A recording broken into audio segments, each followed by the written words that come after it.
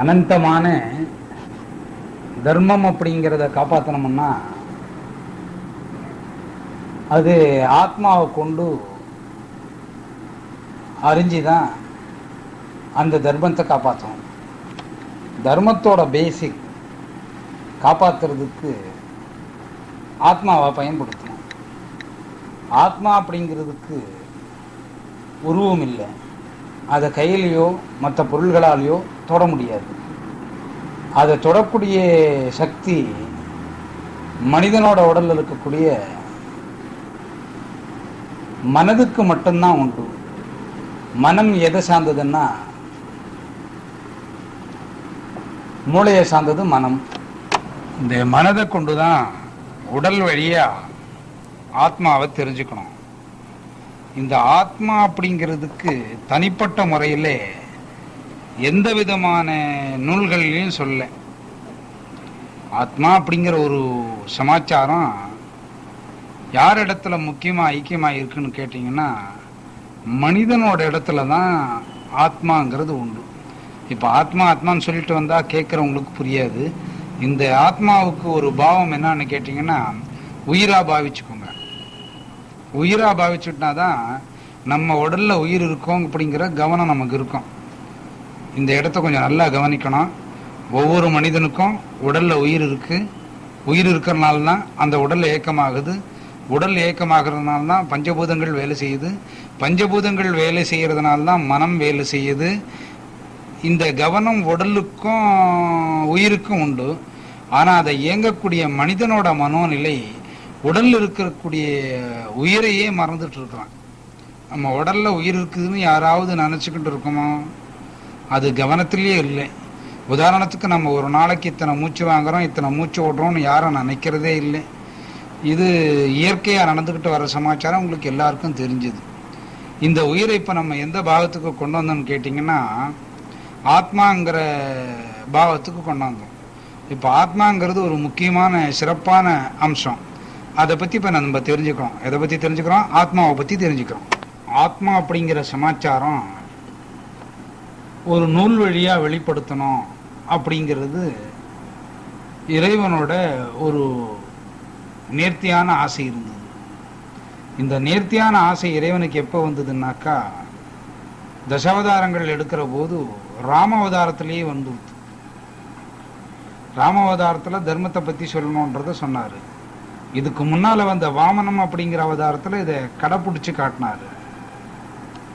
இதை கிருஷ்ணாவதாரத்தில் பண்ணிடணும் அப்படிங்கிற நினைவுக்கு ராமாவதாரத்திலேயே வந்துட்டார்.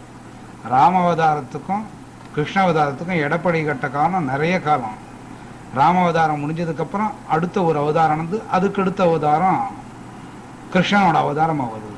அதாவது 9வது அவதாரமாக வருது. 10வது அவதாரம் இன்னும் வரல, அது கல்கின்னு சொல்கிறோம்.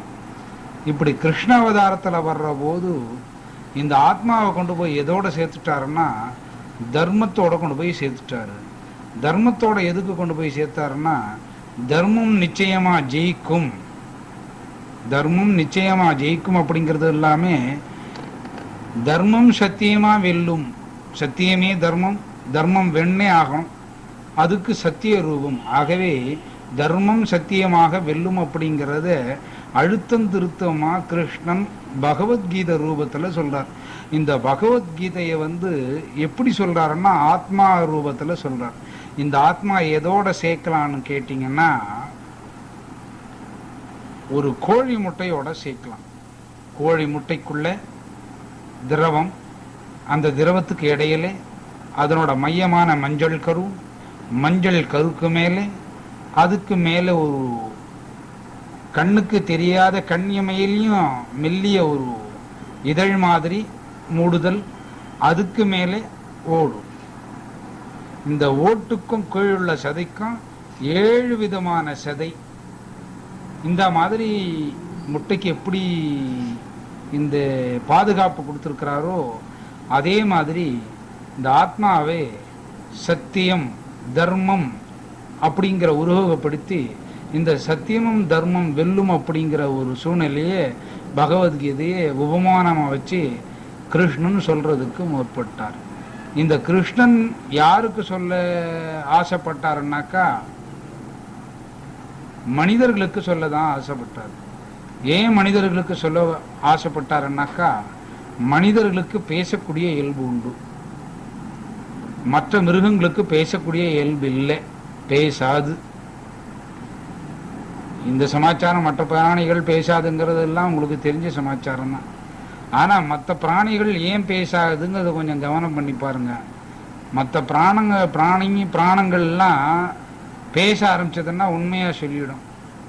இந்த மனுஷன் மட்டும் உண்மையும் சொல்ல மாட்டான், உண்மையை ஒத்துக்கவும் மாட்டான். அதனால் மற்ற பிராணிகளுக்கு இந்த பேசக்கூடிய இயல்பு ஆண்டவன் கொடுக்கல.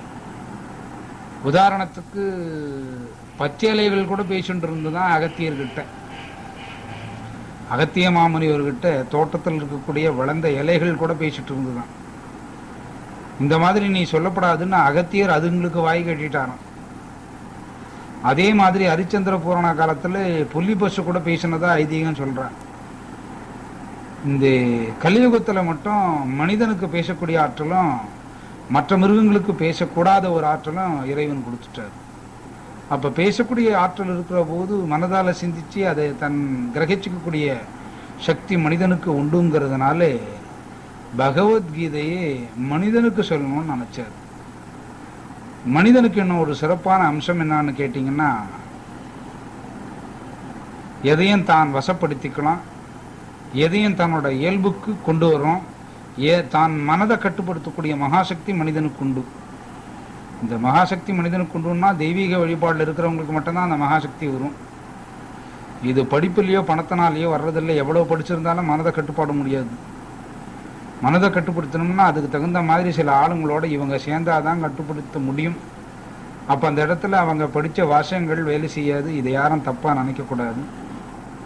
ஆகையினால பகவத்கீதையை மனிதனுக்கு சொல்லணும்னு நினைச்சாரு. என்ன காரணம் சுருக்கமா, மனிதன் தன்னை கட்டுப்படுத்திக்கக்கூடிய மகாசக்தி மனிதனுக்கு உண்டு. உயர்ந்த நோக்கமா மனசை அலசி சீர்தூக்கி பார்க்கக்கூடிய மகாசக்தி மனிதனுக்கு உண்டு. அதனால மனிதனுக்கு பகவத்கீதை தன் வாயால் சொல்லணும்னு நினைச்சாரு. இந்த பகவத்கீதையில் என்ன விசேஷம்னு கேட்டிங்கன்னா, இதுக்கு முன்னே ஒரு ராமாவதாரம்னு ஒன்று உண்டு. இந்த ராமாவதாரம் வந்ததுனால பூலோகத்துக்கு பூவுலகுக்கு ராமாயணம் கிடைச்சது. ராமாவதாரத்தில் என்ன சமாச்சாரம்னு கேட்டிங்கன்னா, ராமனே கஷ்டப்பட்டு தெய்வத்தோட சக்தியால் எல்லா காரியம் நடக்கும் அப்படிங்கிறது தன்னோட வாழ்க்கையில் நடத்தி காட்டினார்.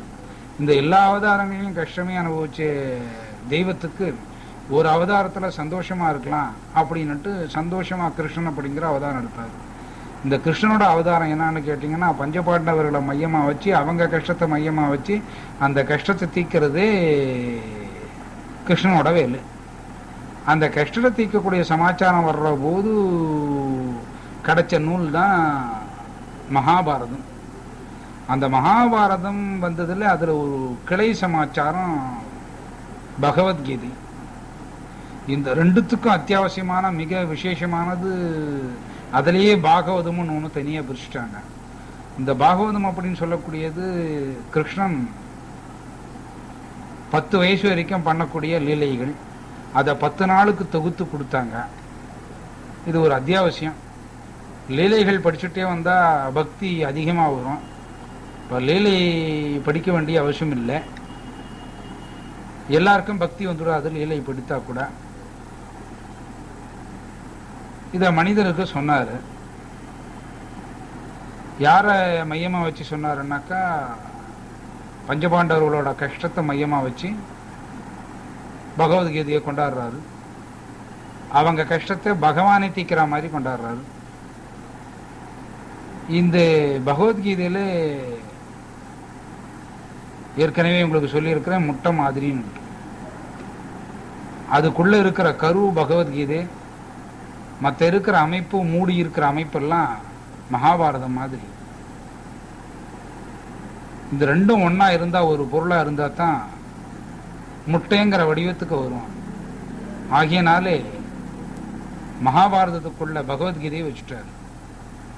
இதை மனுஷனோட சேர்க்கிற போது,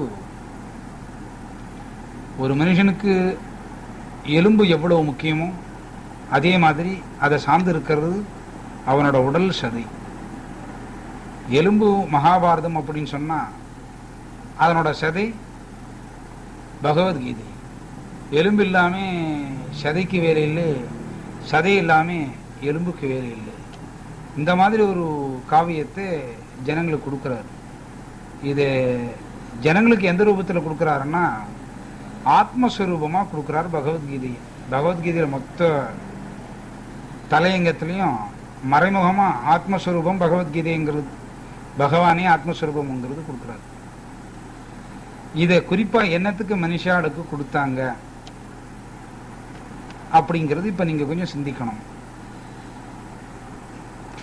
கொஞ்ச நேரம் உங்க மனதால் சிந்திச்சிங்கன்னா தெரியும். பகவத்கீதையை குறிப்பாகவே தேனுக்கு சமமாக ஒப்பிடலாம். ஏன்னு கேட்டிங்கன்னா, தேனுக்குள்ள இருக்கிற பொருள் அதுவும் சுதீகரமாக இருக்கிற அழுக்க கீழே வடிநிலைக்கு கொண்டு போய் தள்ளணும். மருத்துவ பொருள்கள் தேனில் கலந்து கொடுக்கிற போது அதனோட வீரியம் அதிகமாகி வியாதிகளை அறவே நீக்கும். இப்போ யாரும் தேனில் மருந்து சாப்பிட்றது இல்லை, எதுக்கெடுத்தாலும் ஊசி டாக்டர் இந்த மாதிரி போகுது. அந்த மாதிரி ஒரு சமாச்சாரம் பகவத்கீதை தேனுக்கு ஒப்பான சமாச்சாரம். இப்பேற்பட்ட தேனுக்கு ஒப்பான சமாச்சாரம் மனுஷனுக்கு ஏன் சொன்னார்? மனுஷனுக்கு அழிக்கிற ஆற்றல், ஆக்கிற ஆற்றல், கட்டுமீறி மனம் போராற்றல், கட்டுக்குள்ள அடக்கிக்குள்ள தன்னோட மனதை கட்டுக்குள்ள அடக்கக்கூடிய ஆற்றல் மனிதனுக்கு உண்டு. அதனால பகவத்கீதையை பகவான் தன் திருவாயாலே மனிதனுக்கு சொன்னார். இன்னொரு விஷயம், இங்கே ஏன் மனிதனுக்கு சொன்னாருன்னு கேட்டால், தேனுக்குள்ள கொடுக்கக்கூடிய எல்லா பொருள்களும் அந்த தேனில் ஊறி அதனோட இனிமைக்கு மாறிடும். அந்த பொருள் இனிமையில கலந்துரும். இந்த பாவக்கான்னு ஒன்று கேள்விப்பட்டிருப்பீங்க. இந்த பாவக்காய் அப்படின்னு இருக்குது பாருங்க, இதை தேனில் நீங்கள் 50 வருஷம் ஊற விட்டா கூட 51வது வருஷம் பாவக்காவை கடிச்சிங்கன்னா அந்த பாவக்காய் கசப்பு தன்னோட காட்டி கொடுக்கும். இந்த கசப்பு மாதிரி மனிதனோட மனோநிலை சேர்ந்தது. இந்த கசப்பை நீக்கவே இந்த பகவத்கீதை அப்படிங்கிற ஒரு தேனை மனுஷாளுக்கு கொடுத்தார். இந்த பகவத்கீதையே 18 பாகங்களாக பிரிச்சார். அந்த 18 பாகங்கள்ல முதல் பாகத்துக்கு பேரு விஷாதி யோகம்னு சொல்றாங்க. இந்த விஷாதி யோகம் அப்படிங்கிறது இப்ப இங்க கொஞ்சமாவது சொல்லி ஆகணும். ஏன்னா அந்த யோகத்துக்கு மேல போகாம அடுத்த யோகத்துக்கு போனா அதுல விஷயம் என்னங்கிறது தெரியாது. விஷாதி யோகத்துல என்ன சொல்றாருன்னு கேட்டீங்கன்னா, ஒரு பெண்ணோட கற்பு அரண்மனையில சூறையாடுறாங்க, அரண்மனையை சார்ந்த பண்ணையே சூறையாடுறாங்க. ஒரு பெண்ணோட கற்பை காப்பாத்துறது உறவு இருந்தாலும் முக்கியம், அதனால நீ போர் செய்யணும் அப்படிங்கிறத கிருஷ்ணன் அர்ஜுனனுக்கு சொல்றாரு. ஏன் இந்த கற்பை பத்தி சொல்றாருன்னு கேட்டீங்கன்னா, தன்னோட உறவினர்களை பார்த்து அர்ஜுனன் காண்டீபத்தை எடுக்க மாட்டேங்கிறத சொல்லிடுறாரு. சரி, காண்டீபத்தை எடுக்கலன்னா என்ன காரணம்னு யோசனை பண்ணி பார்த்தா, அந்த பக்கம் உள்ளவங்கெல்லாம் உறவினர்கள், எதிர்வாடியில் இருக்கிறவங்க அத்தனை பேருமே உறவினர்கள்.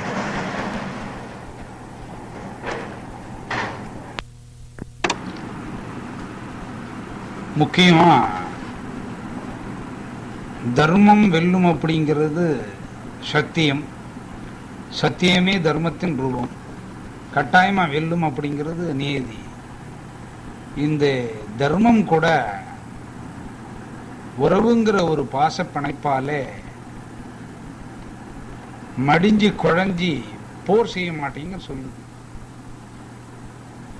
என்னன்னு கேட்டா, அந்த பக்கம் பாட்டனார் தம்பிமார், இந்த பக்கம் அண்ணாமார், இந்த உறவாலே தர்மம் என்ன பண்ணுது? வளைஞ்சு குழஞ்சி பொட்டுக்குள்ள அடங்கின பாம்பு மாதிரி ஆயிடுறது. அது அந்த நிலைக்கு யார் வர்றாங்கன்னா அர்ஜுனன் வர்றாரு.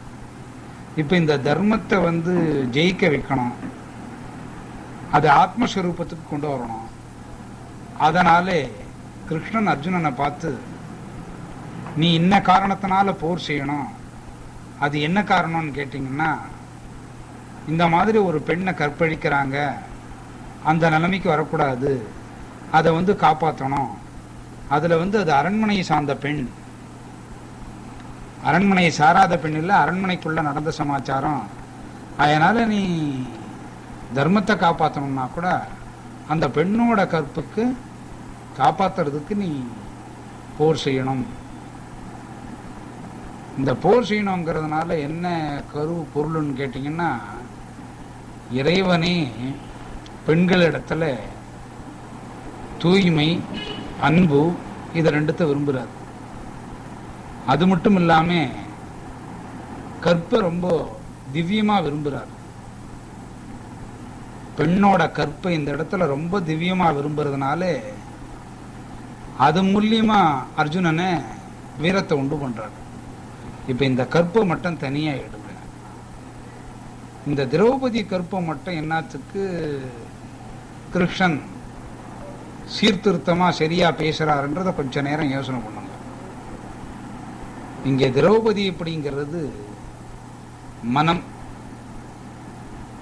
பஞ்சபாண்டவர்கள்ன்றது உடல்ல இருக்கக்கூடிய பஞ்சபூதங்கள்.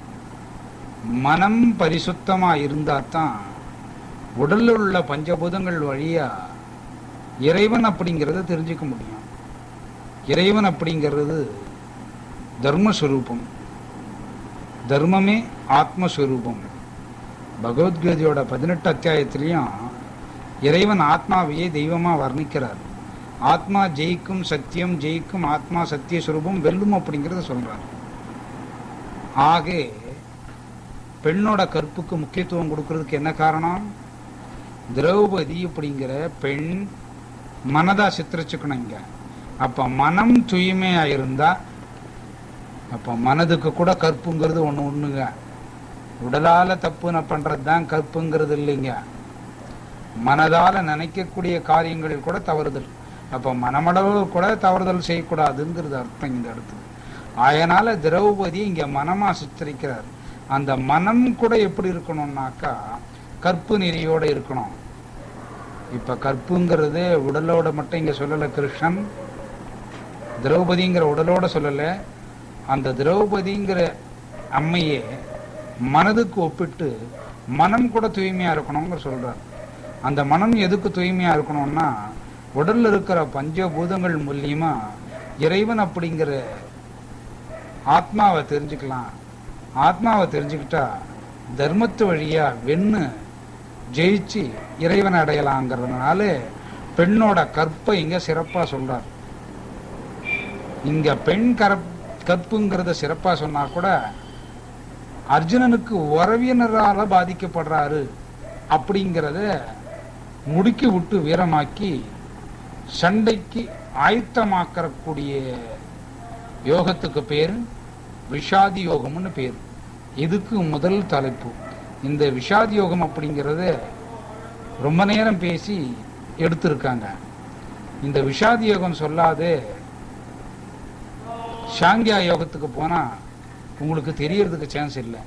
அதனால விஷாதி யோகத்தோட சுருக்கத்தை இப்ப சொல்லிட்டோம். பெண்ணோட கற்பை விரும்புறாரு, பெண் கருப்பா இருக்கணும். கருப்பு இல்லை, கற்பு. மனம் கூட பாதை தவறாதே தூய்மையா கற்புங்கிற நெறியில இருந்தா பஞ்சபூதங்களால இறைவனை தெரிஞ்சுக்கலாங்கிறது மனதோட ஒப்பிடுறாரு அந்த கற்பை. அர்ஜுனனுக்கு திரௌபதி மானபங்கம் ஆனதுனால அந்த அம்மையார் கற்பு நெறியை காப்பாற்றக்கூடியது, கற்பால தர்மம் வெல்லணும் அப்படிங்கிறத சொல்லி நீ போர் செய்யணும். உனக்கு எதிரணியில சொந்தக்காரங்க இருந்தா கூட தர்மத்துல குறைஞ்சி வேலை பேசி அவங்க பக்கம் போயிடக்கூடாது. நம்ம தான் ஜெயிக்கணும். தர்மம் சொந்தத்தினால கொஞ்சம் மடிஞ்சி குழஞ்சி வளையும், அதை நிமித்தி பிடிக்கணும். இந்த வளைஞ்சி குழஞ்சிங்கிறது காண்டீபம் கீழே போடுறதுக்கு உபமானமா வச்சுக்கணும். இந்த காண்டீபம் வளைஞ்சி குழஞ்சி கீழே போட்டா கூட அதை நிமித்தி நிற்க வைக்கிறது திரௌபதிங்கிற ஒரு மானபங்க சரித்திரத்தினால நிமித்தி நிற்க வச்சு சண்டைக்கு ஆயத்தம் பண்ணக்கூடிய யோகத்துக்கு பேர் விஷாதி யோகம். இப்ப நம்ம 2வது யோகத்துக்கு போறோம். விஷாதி யோகத்திலேயே ஆத்மஸ்வரூபத்தை பற்றியே சொல்லிட்டு வந்திருக்கோம். இறைவன் சம்பந்தப்பட்டது. இப்போ சாங்கிய யோகம் முழுசும் ஆத்மாவை பற்றியும் உடலை பற்றியுமே சொல்றது இந்த சாங்கியா அப்படிங்கிற ஒரு யோகம். ஏன் உடலை பற்றியும் ஆத்மாவை பற்றியும் சொல்றார் அப்படின்னா, ஆத்மாவுக்கு இன்பம் இல்லை, துன்பம் இல்லை, அழிவில்லை, மரணம் இல்லை, அதுக்கு எந்த விதமான பாதகமும் இல்லை. ஆனா அது தங்கி இருக்கக்கூடிய இடமும் ஒரு வீடுங்கிற உடல். இந்த உடலுக்கே இன்ப துன்பங்கள்.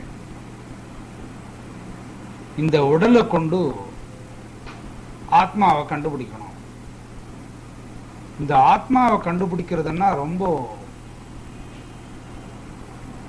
சங்கடமான சமாச்சாரம். இது நடுவில் வரும். இந்த ஆத்மா ஒரு உடல்ல தங்கும், அந்த உடலை அழிக்கும், மறு உடலுக்கு போகும், வரும், போகும், மறையும். இந்த ஆத்மாவை எப்படித்தான் கண்டுபிடிக்கிறதுன்னு கேட்டா, 1 கோடியிலே ஒருத்தருக்கோ அல்லது 2 பேருக்கோ தான் ஆத்மாவோட சமாச்சாரம் ஆராய முடியும். இப்போ இது எப்படி பிரிக்கணும்னு கேட்டீங்கன்னா, இந்த 1 கோடி அப்படிங்கிற சமாச்சாரத்தை பீஷ்மருக்கு ஒரு பாகமும், இன்னொரு பாகம் பீஷ்மாச்சாரியார், இன்னொரு பாகம் துரோணாச்சாரியார். இவங்க ஆத்மாவை நல்ல பரிபூர்ணமா தெரிஞ்சவங்க. ஆத்மா சம்பந்தமான விவகாரங்கள், ஆத்மாவை நம்ம முன்ன சித்தரிச்சிருக்கோம். உயிர் அப்படிங்கிறது இப்ப இந்த உயிர் அப்படிங்கிற நிலையிலிருந்து கொஞ்சம் தள்ளி வாங்க. இந்த உயிருங்கிறதையே இறைவனா பாவிச்சுக்கோங்க. உயிருங்கிறது என்னவா பாவிக்கிறீங்க? இறைவனா பாவிச்சுக்கிறீங்க. அவங்க இஷ்ட தெய்வமா பாவிச்சுக்கோங்க. இந்த இறைவன் அப்படிங்கிறத கோடியில ஒருத்தருக்கு தான் தெரிஞ்சுக்க முடியும். அந்த கோடியில தெரிஞ்சுக்கிட்டவங்க பீஷ்மர், துரோணாச்சாரியார். தெரிஞ்சு கூட அவங்களுக்கு போர் முனையில முன்னமே மரணம் வந்துடுத்து. காரணம்னு கேட்டா, அவங்க தகுதியானவங்க பக்கம் நிக்கல. இவங்க ஆத்மாங்கிற தெய்வத்தை தெரிஞ்சுட்டு இருந்தா கூட இந்த ஆத்மஸ்வரூபத்தை தெரியாதே கௌரவ இடத்துல நின்ட்டாங்க. அதனாலே பீஷ்மருக்கும் துரோணாச்சாரியுக்கும் அதிர்ச்சிக்கு மேல அதிர்ச்சி, அடிக்கு மேல அடி. பீஷ்மர் மாண்டே போனார். துரியோதனுக்கு முன்னே பீஷ்மர் மாட வேண்டியது வந்தது. ஆத்மாவை தெரிஞ்சுட்டு கூட மனமும் பஞ்ச இந்திரியங்களும், கண், காது, மூக்கு, செவி, மலஜலம் கழிக்கக்கூடிய 2 ஓட்டைகளும் அது மூலியமா இறைவனை கண்டுபிடிச்சு நிக்க வைக்கல. யாருக்கு உபயோகமா இருந்தாங்கன்னா, மண், பொன், பெண் இந்த ஆசைகளை இருக்கக்கூடிய கௌரவர்களுக்கு அவங்க சாதகமா இருந்ததுனால பீஷ்ம ஆச்சாரியார் மாண்டு போனதுக்கு ஒரு முக்கிய காரணம். அதே பாகம் இந்த பக்கம் வந்தீங்கன்னா, இந்த பஞ்சபூதங்களான பாண்டவர்களும் மனமான திரௌபதி, அந்த மனம் கற்பு நெறியில் இருக்கிறதுனால ஆத்மா அப்படிங்கிற கிருஷ்ணனை கண்டுபிடிச்சுண்டு அந்த பக்கம் நின்னாங்க.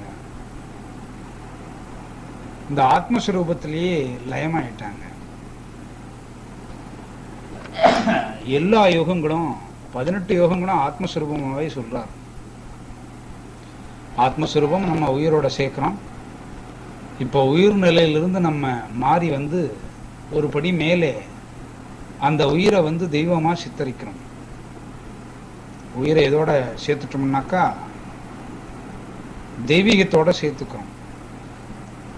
இந்த பஞ்சபூதங்கள் வழியே திரௌபதிங்கிற தூய்மையான மனம் இறைவனை பிடிச்சுண்டு இந்த 5 விதமான இயக்கங்கள் பஞ்சபாண்டவர்கள் மனம் பற்றி அவங்க 5 பேரோட சேர்ந்து பெண்பால் கோடியில ஒருத்தர் அந்த பக்கம் சேர்ந்தாங்க. பீஷ்மர் துரோணாச்சாரியார் தெரிஞ்சுட்ட கூட ஏன் இந்த கௌரவர்களுக்கு உதவி பண்ணாங்கன்னு கேட்டா, நல்லவங்களோட உதவி இதோட சேர்க்கலாம். இந்த கௌரவர்கள் இறைவனை தெரிஞ்சுக்கல, நம்ம இறைவனை தெரிஞ்சுக்கணும். இறைவனை தெரிஞ்சா கூட அவங்களுக்கு சொன்னா எடுபடாது. ஆகியனாலே துரோணர், பீஷ்மர், கிருபாச்சாரியார் கிருஷ்ணனை தியானம் பண்ணி கௌரவர்களுக்கு சீக்கிரமா முக்தி கிடைக்கணும், அதனால நீயே போரை உண்டாக்கி பஞ்சபூதத்தை அவங்கள தொடைய வச்சு மனம்ங்கிறத சுத்தமாக்கி போர் மூலியமா அவங்க மாறணும், அவங்களுக்கு கூட முக்தி வரணுங்கிற ஒரு மேல்நிலையினாலே கௌரவர்கள் திசையில பீஷ்மாச்சாரியார், துரோணாச்சாரியார், கிருபாச்சாரியார் நின்னாங்க. இந்த பீஷ்மர், கிருபாச்சாரியார், துரோணாச்சாரியார் இந்த கோடியில ஒருவரோட ஒப்பிடலாம். ஆனா அவங்க நின்னது தகுதி இல்லாத இடம். யார் நின்னது? தகுதி இல்லாத இடம். எந்த மாதிரி தகுதி இல்லாத இடத்துல நின்னாங்கன்னு கேட்டீங்கன்னா, ஒரு அரசன் அரச குடும்பத்தில் இருக்கக்கூடிய ஒரு பெண்ணை அரண்மனை ராஜ பரிபாலனத்தின் போது ராஜாங்க ரீதியிலே துகில் உரிக்கக்கூடிய சம்பந்தம் வருது. எந்த இடத்துல ராஜ அரண்மனையில நடக்குது, ராஜ நீதி கொடுக்கிற இடத்துல நடக்குது. அப்ப நீதிங்கிறது அங்க மாளுதுங்கிறது அர்த்தம். அதை எந்த பாலா சித்தரிச்சிருக்காருனாக்கா பெண் பாலா சித்தரிச்சிருக்காரு. நம்ம ஏற்கனவே கற்புங்கிறத 2 பாகமா பிரிச்சிருக்கோம். பெண்ணோட கற்பு உடலை சார்ந்ததும் மனதை சார்ந்ததும் உண்டு. அப்போ உடனே ஆணுக்கு கற்பு இல்லையான்னு கேட்பாங்க. ஆணுக்கு கூட கற்பு உண்டு, உடலாலையும் உள்ளத்தாலையும். உடலாலையை விட மனதால தூய்மையா இருக்கணுங்கிறது ஏற்கனவே சொல்லியிருக்கோம். இப்போ பெண்பாலா சித்தரிக்கிற போது ஒரு இரக்கமாவது வரணும். எதுக்கு இரக்கம் வரணும்? பஞ்சபூதங்களுக்கு கூட இரக்கம் வரல. மனம் தூய்மையானாதான் பஞ்சபூதங்கள் மூலியமா இறைவனை பிடிக்க முடியும். இந்த பெண்பாலா மனதை சித்தரிக்கிறார். அந்த பெண்பால் திரௌபதி. இந்த பஞ்சபூதங்கள் அந்த கௌரவ கூட்டம். அத பெண்பாலை பார்த்து கூட இரக்கம் வரல, துகிலுறுப்புல ஈடுபட்டுறாங்க. அந்த மாதிரி சமயத்துல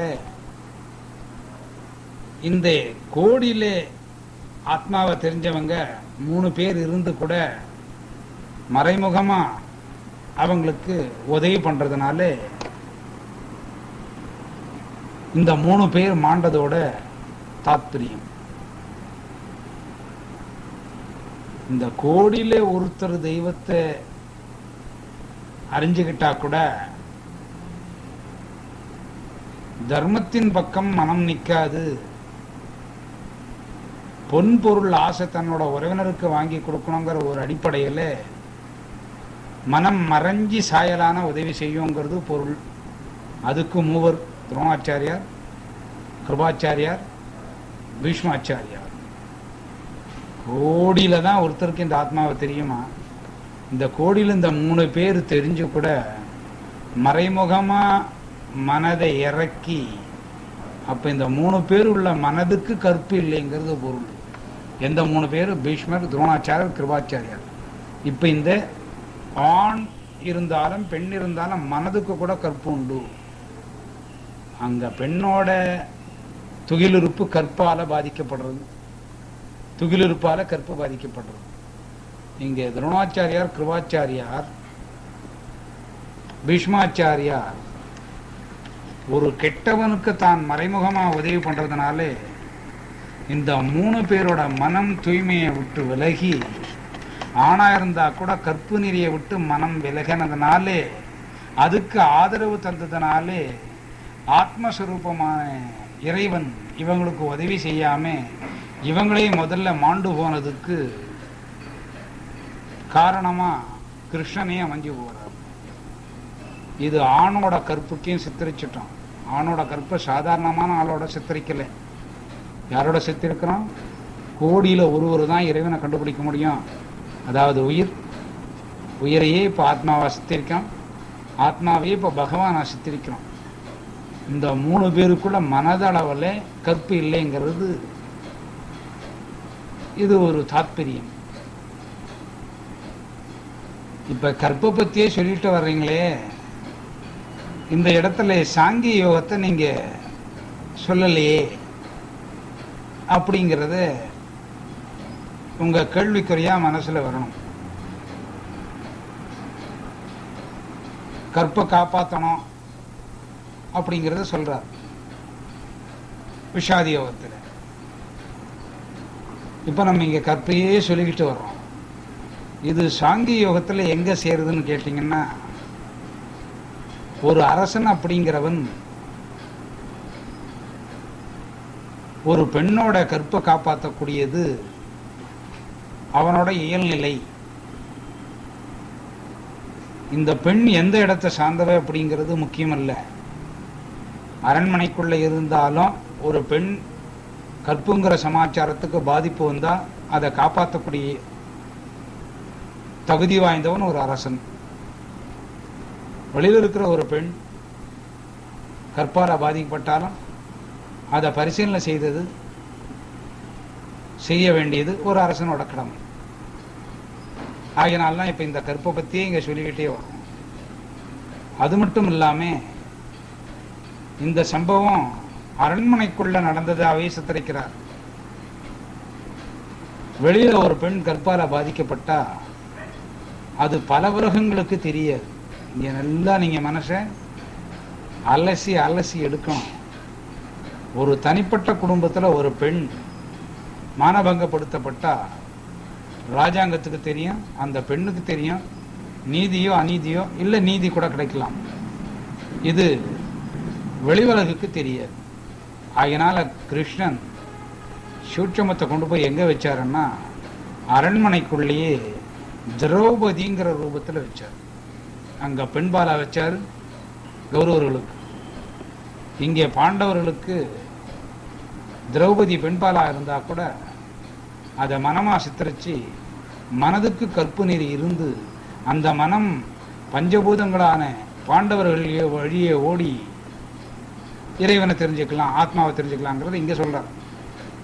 அங்கே வெறும் பெண்ணா சித்தரிச்சு கற்பா சித்தரிக்கிறார். இதை ஏன் அரண்மனைக்குள்ள கொண்டு வந்து இந்த கற்பு சமாச்சாரத்தை வச்சு சாங்கிய யோகத்தை தொகுக்கிறாருன்னு கேட்டா, ஒரு அரண்மனைக்குள்ள இருக்கக்கூடிய ஒரு பெண்ணுக்கு கற்புல பங்கம் வருதுன்னா அந்த அரசாங்கத்தோட கீழ்மட்டத்தில் இருக்கக்கூடிய ஆளக்கூடிய மற்ற அரசாங்கங்களுக்கும் தெரியும், உலகத்துக்கும் தெரியும், மக்களுக்கும் தெரியும். இது ஒரு குடும்ப பிரச்சனையா இருந்தா கூட பொது பிரச்சனையாயிடும். அப்படிங்கறதுனால அந்த தேசத்துக்கு கீழ் இருக்கிற தேசத்துக்கும் தெரிஞ்சிடும், இன்னாருக்கு இன்னார் இந்த மாதிரி மானபங்கம் ஏற்படுத்தினாங்க.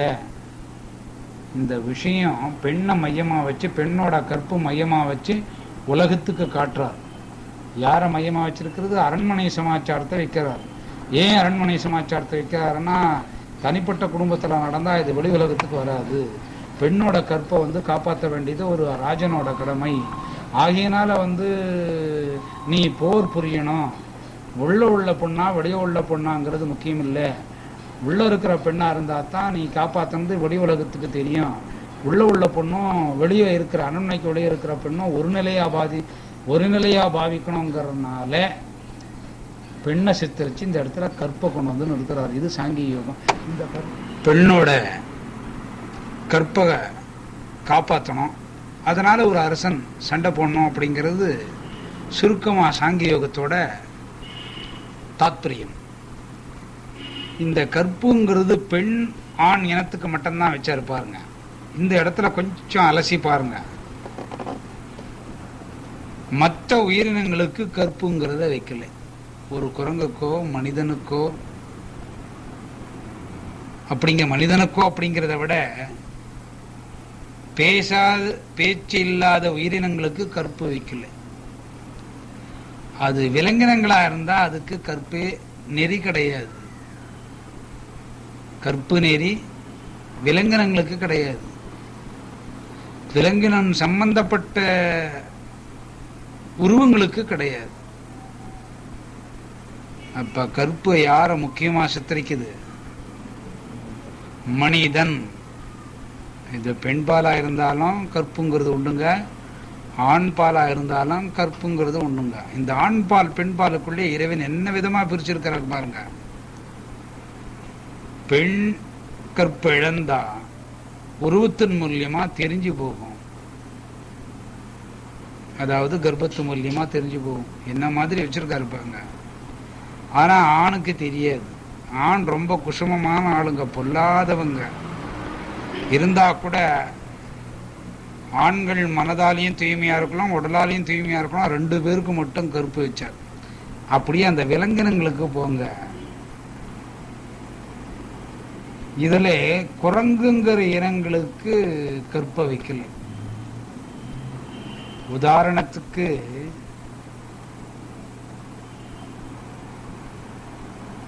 ஆஞ்சநேயரோட முன்னோர்கள் வாலி,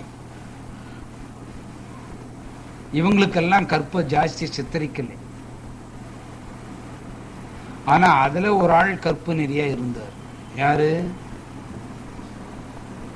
யாரு? ஜெய ஹனுமான். ஜெய ஹனுமான் மட்டும்தான் அதுல கற்பு நெறியா இருந்து வாழ்ந்து காட்டினார், மனதால உடலால. அதனாலதான் அந்த கூட்டத்துல வாலி வதமானாரு.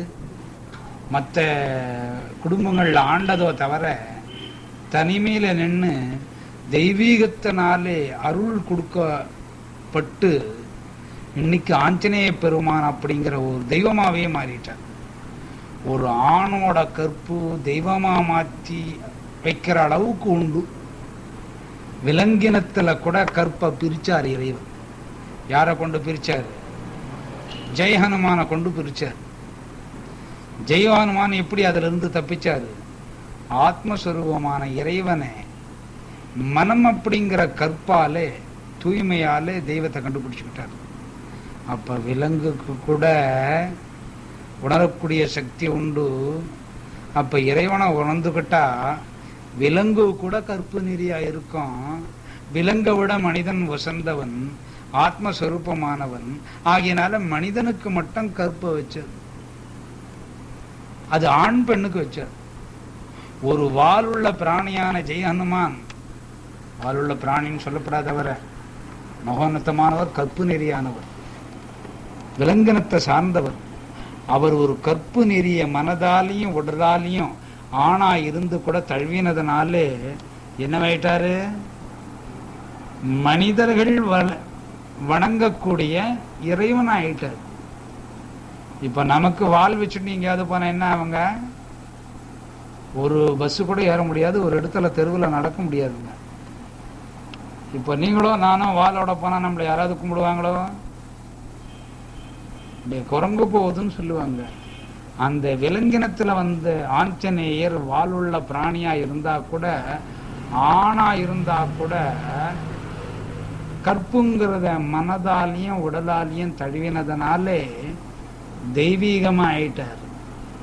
தெய்வீகமானது மட்டுமல்ல, விலங்கினத்தை சார்ந்த ஒரு பிராணியே உயர்ந்த நிலையான மனிதன் போய் தொல்ற மாதிரி வச்சுட்டார். அப்ப மனிதனுக்கு கற்பு மிகவும் சிறந்தது இல்லையா? அதை காப்பாற்றக்கூடியது ஒரு அரசனோட கடமை அல்லவா? அரசன் கற்பை காப்பாற்றணுங்கிற ஒரே கடமையாலே நீ போர் செய்யணும் அப்படிங்கிறது சொல்றதே சாங்கிய யோகம். சாங்கிய யோகத்துல கற்பை எத்தனை பாகமா அலசி எடுக்கிறாரு பாருங்க. விலங்கினத்துக்கு கற்பு கிடையாது. விலங்கினத்துல கூடிய ஆஞ்சநேயன் கற்பு நெறியா இருந்தெல்லாம் தெய்வம் ஆயிட்டாரு. அது மட்டும் இல்லை, தெய்வம் மனித ரூபம் வந்த ராமனுக்கு கூட உதவி பண்ற நிலைக்கு வசந்துட்டார். யார் வசந்தது? ஜெய ஹனுமான். அப்ப விலங்கு கற்பு நெறி இருந்தா தெய்வமாகலான்னா, மனிதன் கற்பை சார்ந்து உடலால மனதால சார்ந்தா அப்ப என்ன நிலைக்கு உயருவான்? ஆத்மஸ்வரூபியா ஆயிடுவான். உடலாலையும் மனதாலையும் தர்ம யுத்தத்தை நடத்தி ஜெயம் வரணும் அப்படிங்கிறத சொல்றதுதான் சாங்கிய யோகம். இங்க 2 பட்டாளத்தையும் விட்டுடுங்க.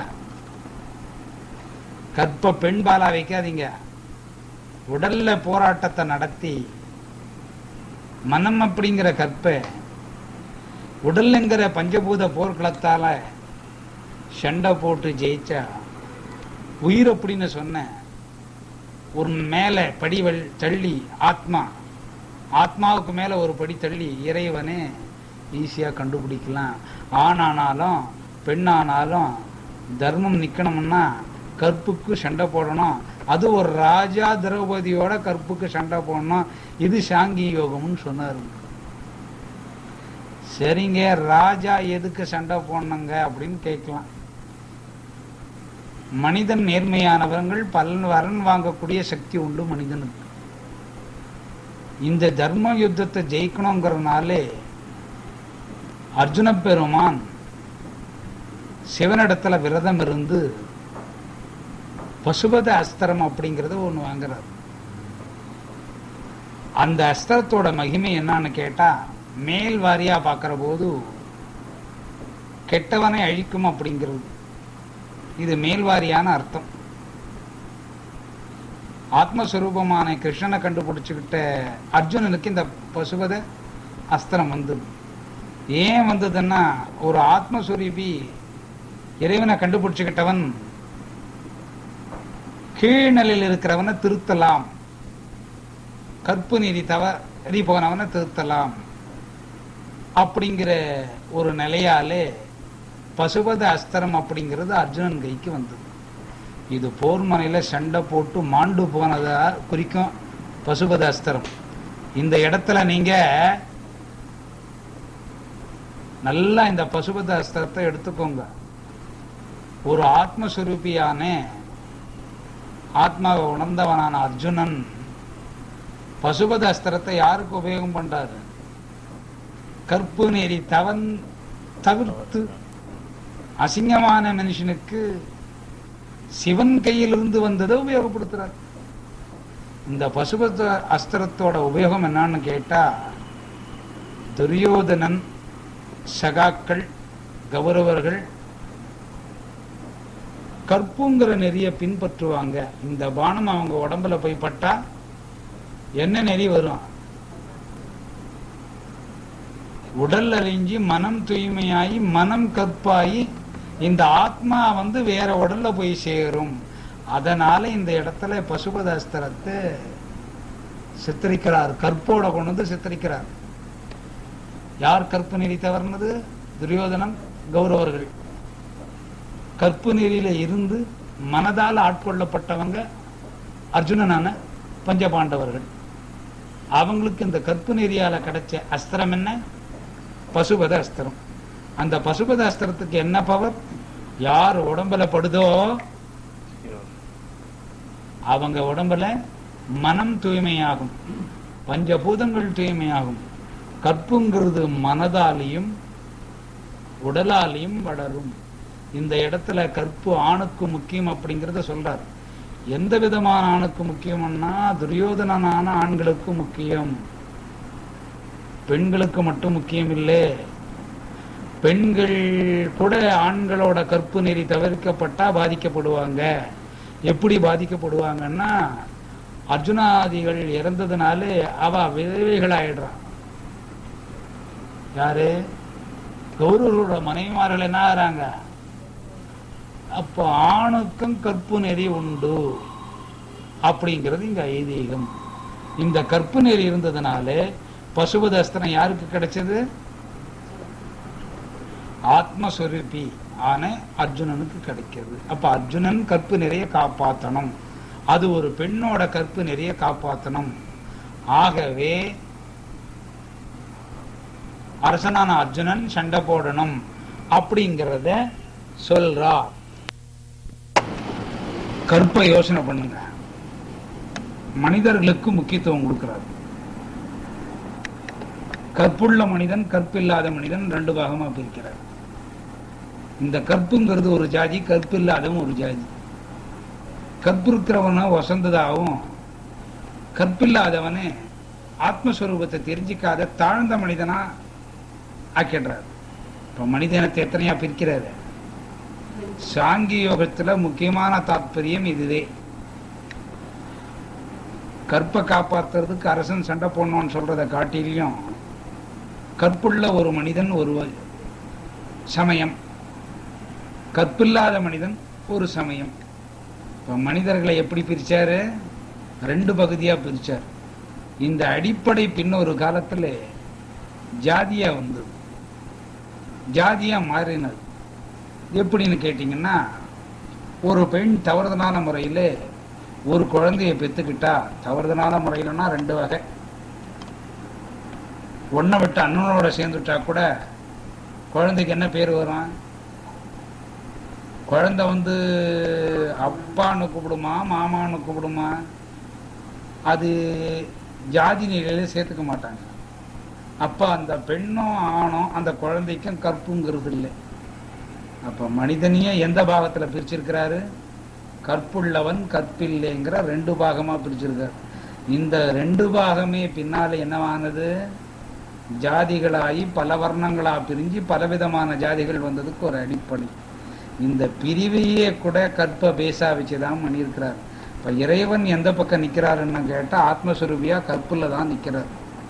ஆக கற்பு இங்க முக்கியம் அப்படிங்கிறத சொல்றார். இந்த கற்பு எதனோட பழக்கத்துல வரணும்னு கேட்டீங்கன்னா, நடைமுறையினால வரணும், யோக சாதனத்தினால வரணும், ஒரு யோகத்தினால வரணும், தெய்வத்தை கண்டுபிடித்தனால வரணும். அதை சாங்கிய யோகத்தை அனுஷ்டானத்தோட ஒப்பிடுறாரு. சாங்கிய யோகத்துல அனுஷ்டானத்தோட ஒப்பிடுறாரு. அனுஷ்டானம் அப்படிங்கிறது என்னன்னா நித்திய காரியங்கள் செய்யறது. ஒரு மனிதன் கற்பா இருக்கணும்னா கூட இறைவன் நினைச்சா தான் முடியும். அவனோட மனதுக்கு அவ்வளவு சக்தி இல்லை. அப்ப மனது தூய்மையா இருக்கணும்னா ஆத்மஸ்வரூபமான இறைவனை கண்டுபிடிக்கணும். இதை தான் சொல்றார். இப்ப அனுஷ்டானத்தை அப்படி எடுப்போம். அனுஷ்டானம் அப்படிங்கிறது ஒரு முக்கியமான சமாச்சாரம். சாங்கியம் அப்படிங்கிறது அனுஷ்டானத்தை தழுவி வருது. ரொம்ப ஆச்சாரமா இருக்கிறாருங்கன்னா ரொம்ப நல்லவருன்னு சொல்றோம். அனுஷ்டானம் மனதை கொண்டு வர்றது. அனுஷ்டானம் மனதை கொண்டு வருது. இந்த அனுஷ்டானம் யாரோட சேர்க்கலாம்னு கேட்டா ஒரு சிற்பியோட சேர்க்கலாம்.